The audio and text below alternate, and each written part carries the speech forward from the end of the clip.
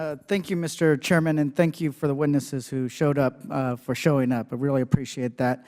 I believe it is quite evident that the recent deployment of National Guard troops to the southern border is hardly the result of carefully considered fact-based decisions.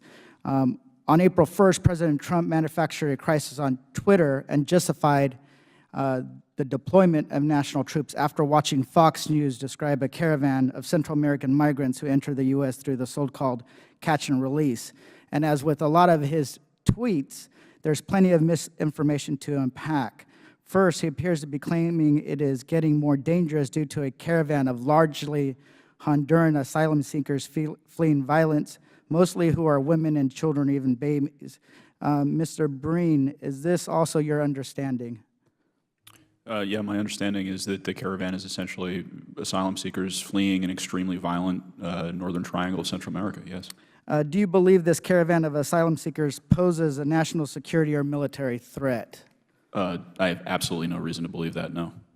And I know I'm asking you to restate some of your points, but it's for a purpose. President Trump also seemed to imply that the caravans were coming in part because of DACA, the Deferred Action for Childhood Arrivals program. Among other conditions, only individuals who have lived here in the U.S. since 2007 would be eligible. Mr. Breen, with that in mind, would it be possible for any new arrival from a caravan to be eligible for DACA? And by definition, no, it would not. President Trump's decision to send National Guard troops to the border until a 2,000-mile wall is built is also baffling from a policy perspective. Mr. Breen, is constructing a 2,000-mile concrete border wall the most efficient or effective way to improve border security? I do not believe so, no.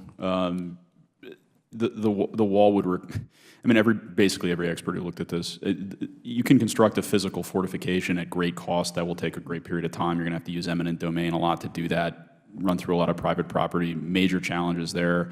And then in the absence of the kind of patrol and interdiction resources Colonel McGraw is talking about, all you're going to have is an expensive wall people get over, to say nothing of the fact that as border apprehensions have been decreasing, the Coast Guard's interdictions in counter-drug at sea have been increasing this entire time. So I think there are a lot of other places you can put the $20 billion or whatever it's going to cost, from increasing, added capacity for immigration courts to better resources for Border Patrol to resourcing the Coast Guard adequately, and on we go.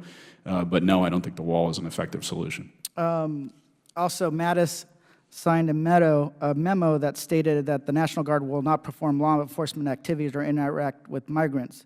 Mr. Breen, is that right? And what would the National Guard's role consist of, and how effective would they be?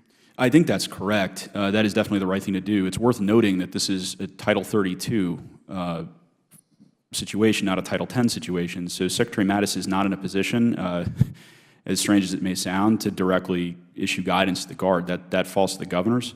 But I definitely think that is the wisest course of action. What ends up happening, of course, is that in theory, the National Guard will do things like man towers and do other tasks so that Border Patrol agents are free to go out. But as Mr. Judd has already stated, Border Patrol's already got, in some situations, 75% of its man strength not patrolling already.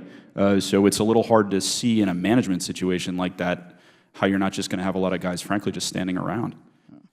So I don't have much time. So one of the things I want to kind of point out and ask, because it was justified the deployment of National Guard troops based on catch and release in DACA. Does sending National Guard troops to the border change any policy that you know of, catch and release or DACA? No, not at all. So my point is that it seems that this policy was decided at a whim to send National Guard down to the border. I'm not saying that it won't be necessary, but I'd like to have something that's actually fact-based, something that is thought out, that's done with coordination, and understands that there is a real crisis going on the border. And if your justification is the drug cartels, state it. Don't make up another fact that just kind of gives red meat to your base, right? That's what this president did, is using something that's not correlated with what he's calling a crisis, because there's no crisis because of these asylum seekers, right? So, and it doesn't change policy at all.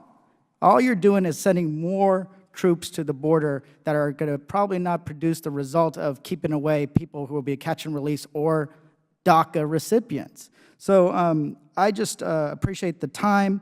In closing, I'd like to enter a letter from civil rights groups in California asking Governor Brown to reject the xenophobia driving the deployment of the National Guard to our border. Without objection. Thank you, Mr. Chairman. I yield back.